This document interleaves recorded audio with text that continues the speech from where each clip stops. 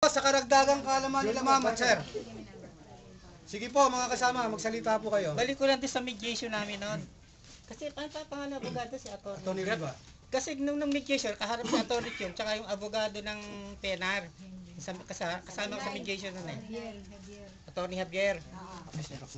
Yung may claims nga kaming pera, ang binigay talagang budget sa literal sa IOT ng PNR, IOT 1.4 billion. Binadgetan ng gobyerno yan. Ngayon, may hinihingi nga kaming karagdagan dahil yung hinihingi namin, yung mga differential nga namin na hindi na-cover nung ano. Kasi ang usapan dyan, lahat ng benepisyo namin ibibigay bago kami nag-exit, lahat makukuha namin yan as a single centavo. Yan ang sabi ni Mr. Musura sa dialogue namin na matay nga yung asawa niya. Single centavo, bago kayo mag-exit, makukuha nyo lahat yung mga benepisyo. Ang ibinigay lang nila, incentive at saka annual leave. Ang kiniklaim namin, yung karagdagan nun. Ngayon, nung mediation namin, nabanggit yan, ang sabi ni Atty. Graffiti, wala namang problema yan. Kung naka-charge yan sa EO 366, pwede natin i-budget yan. Piyesa, tinanong nga si Atty. Chung, pwede nyo na ma-request yan eh. Kung yung kiniklaim niyan, gagamitin sa EO 366, maski binigay na nga 1.4 billion eh. Pwede, sabi ni Atty. Graffiti. Ang katanungan namin, bakit hindi makapag-request ang PNR? Sa kiniklaim namin, karagdagan namin kiniklaim na pera. Yun ang nasa isip ko noon eh. Bakit? Pwede namang i-ano sa TBM, i-request. Si Atty. Graffiti na nga nagsasabi. Bakit hindi ma-request ng PNR? Ano, may tinatago? 1.4 billion ang budget niyan. Pero hindi ako bababa lang ang pinag-aralan ko, pero napakalaking pera nun sa kinakuha naming lahat. May sobra doon. May milagro doon sa budget na yun eh. Kasi 1.4 billion yun binigay.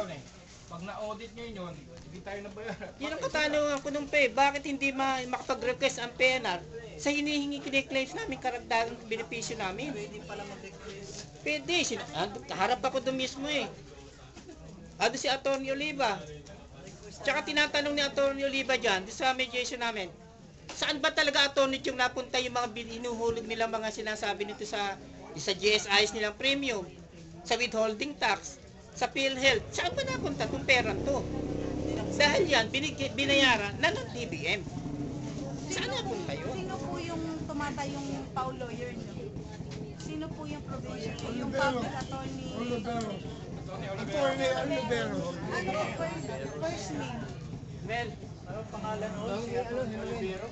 Robert. tawagin mo muna si Noel. Norberto Olivero. Pero nandun sa namin, sa mga Nasa sa papel na. Nandun lahat. Complete. Yan, parang summary na lang. Pero ang lahat yan, nandun sa lahat yan. Sa dokumento.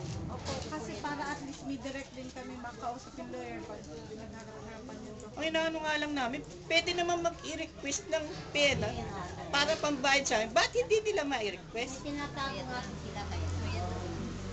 Yun ang inaano namin Tinatago ako, po hindi sila. nakatanungan ko nun. Eh ayaw nila Kaya lang, kung compute mo, 1.4 billion, ilan lang kami nag-retiro, kulang-kulang 1,000.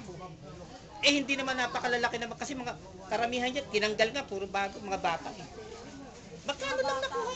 estimated nyo, magkano po yung estimated nyo if ever na bawat isa kung magkakaroon ng chance na maalis Kung iaano natin yan, 10%, baka nasa 200,000 isa. Pero mababa eh.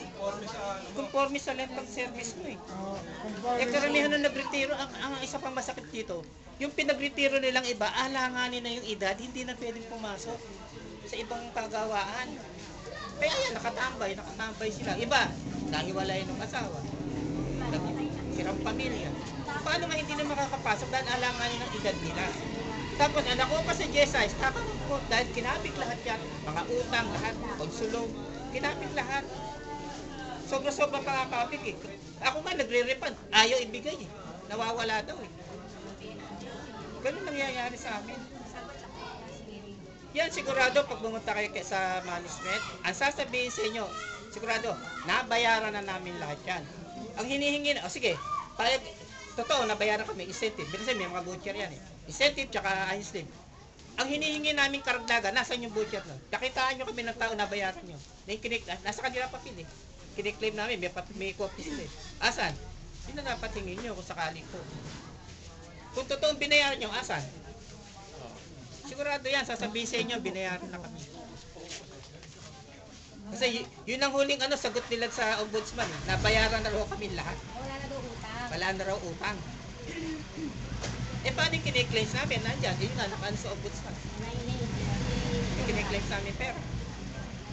Kung nabayaran, yung kiniklaim na bayaran kami, pakitaan kayo ng busyer. Yung mga taong binayaran nila. Yun, pwede kayo pakitaan doon sa annual leave at saka sa incentive. Totoo yun. Pakita nila. Tsaka, Yung sa GSIS nyo po, wala talaga pa kayo nakuha. meron na. Kaya lang, Ano po ba yung ibang na... hindi namang, ang bigay kasi ng GSIS, ito pa, ang sinabi ng management nun, magretiro kayo, wala kayong aalahanin. Kami maglalakad niyan. Pero bandang huli, pinabayaan na kami. Kami na naglalakad, individual na. Eh paano kung mahina ka sa mahihiyain ka? Hindi ka marunong gumawa ng mga hinihingi ng GSIS na dokumento. Di wala kang makukuha. Meron yung nangyayari. Ang sabi ng GSIS, 3 months lang pinakamatagal, 4 months. Katulad to, 1 year and a half na. Hanggang ngayon, yung computation, tsaka yung repa na pinalo ko, last year pa, ngayon wala pa rin. Saka sa EO 366 nakalagay. Hanggang hindi kami nababayaran, dapat hindi kami pinatigil sa trabaho. Nandun yun sa Madaling salita. EO 366. Kasi ng civil service yan. Eh hindi, meron pa nga hindi Hindi po ba nababayaran. lahat po kayo, civil service Oo. eligible? Kasi sineminar kami bago kami nagretiro eh. ng Oh, yun civil lang po service. gusto ko i-clear. Lahat kayo civil service eligible. Ayos. Okay. Hindi man testimonial kasi testimonial yun.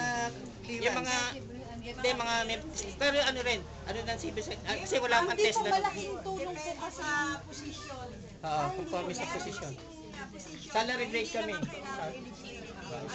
Testimonial. Hindi, ngayon test eh. Ngayon test na eh. Doon, testimonial kami. Civil service eligibility. Salit-salit hanggang ngayon tayo sumasahod. Kami, nakapanood din kami sa salary standardization.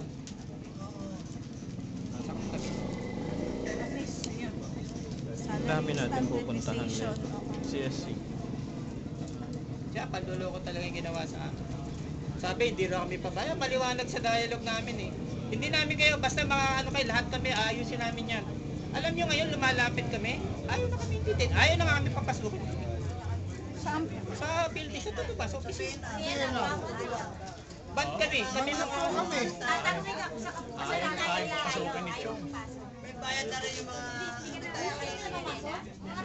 Ang masakit pa sa amin, sabi namin kasi, baka pwede naman yung mga anak namin eligible, pwede namin ipasok.